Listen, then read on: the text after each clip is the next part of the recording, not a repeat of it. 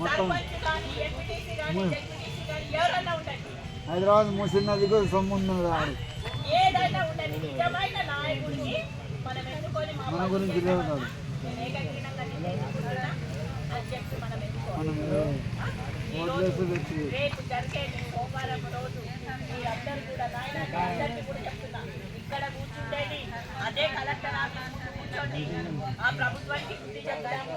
అయ్యో వీళ్ళందరూ ముసలోళ్ళు, వృద్ధులు, వితంతులు, బీడీ కార్మికులు, వికలాంగులు అందరూ కూడా రోడెక్కిండ్రే, రేపు నా పరిస్థితి ఏంటో అని చెప్పి వాడికి బుద్ధి చెప్పాలి అంటే మనమందరము దీక్షలలో పాల్గొని ప్రతిరోజు దీక్షలు 7 రోజులు ఉంటే 7 రోజులు 200 మంది కంటే తగ్గకుండా దీక్షలలో